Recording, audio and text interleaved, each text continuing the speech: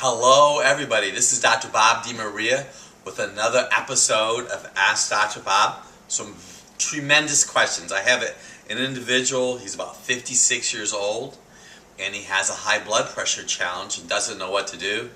Changed his diet, started eating oatmeal like everybody else in America does because they think oatmeal is good for you, and I'm not saying oatmeal is not good for you.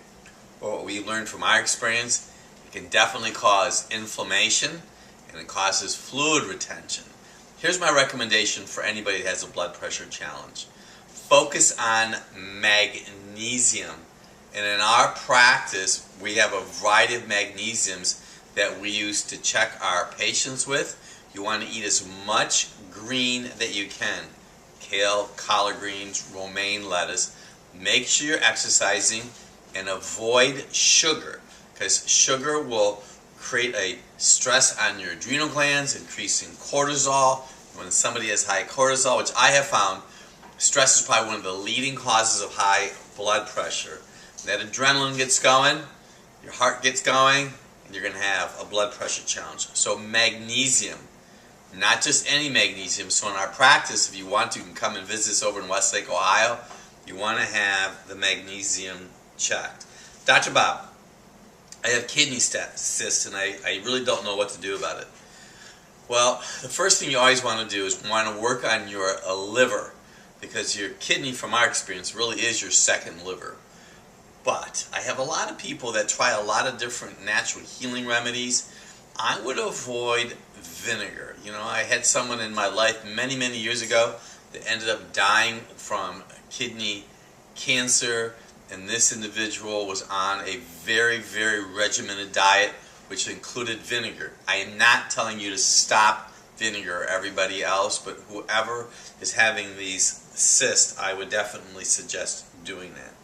Then we had one of our friends from Pakistan, and we love our worldwide friends. When you're watching us, throw a couple of smiles of love out to the entire world. But this individual was from Pakistan, was having some problems with parathyroid, and they think that she may have a tumor in her body. Now, any time in my life that I notice that people have any type of tumors, we always like to do what we can to determine if they have a parasite issue. And we have the ability through either fecal samples and or using a nutritional microscopy to help individuals determine, yes, they do have parasites, the type of parasite, and what needs to be done to rectify them. Now, you say, well, Dr. Bob, if she has a parathyroid possibility, then why are you saying it could be parasites? I'm telling you from my nearly 40 years experience, tumors that I am learning more and more, and I have a practice in Naples, Florida, and I have a practice in Westlake, Ohio, and we have just noticed more and more people that have tumors and lesions almost always have parasites. People eat sushi, eat wild game, but in the third world countries with poor hygiene, and people who have cats as pets tend to have parasites. Dr. Bob, I have had some issues, and I went off of eating bread, and you are having a switch over to rice, and you're concerned because the information that you've read with rice is that there's a lot of arsenic. And you were eating like a lot of rice cakes every day. You know, I'm not telling people not to eat rice cakes, but rice does have a tendency to have arsenic in it. You may consider quinoa. And I know that one of the companies that we work with don't even sell a rice-based protein anymore.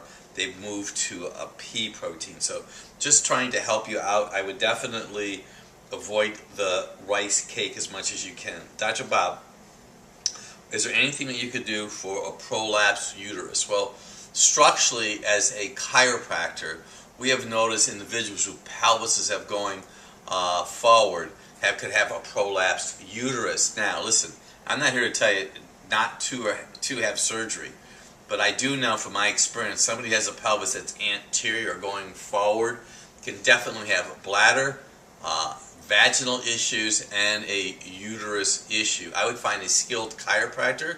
You know, I know that there's different pessaries that people could use to insert, so I'm just trying to help you get a non-surgical answer for your question. Okay, this is going to be the very last question.